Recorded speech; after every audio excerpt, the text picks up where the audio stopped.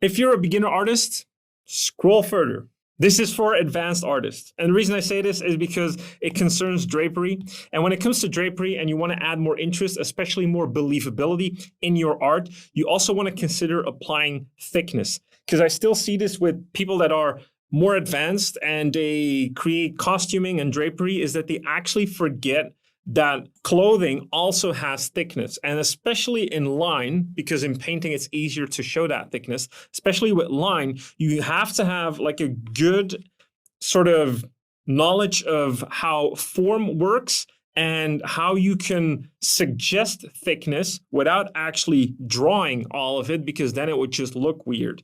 And you can see the case for this sort of apron that I have here, that it obviously has thickness. If I were to connect all of the lines, it would just look like a small, like a thin sheet, basically.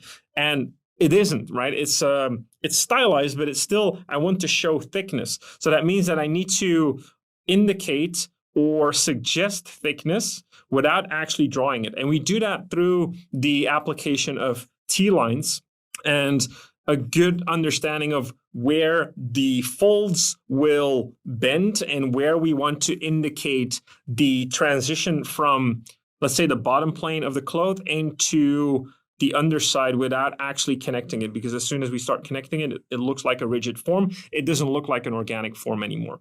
So it's a bit more of a complicated application of drapery and adding thickness to drapery, but it's a very, very important one when you want to start creating a little bit more interest and believability in the designs overall.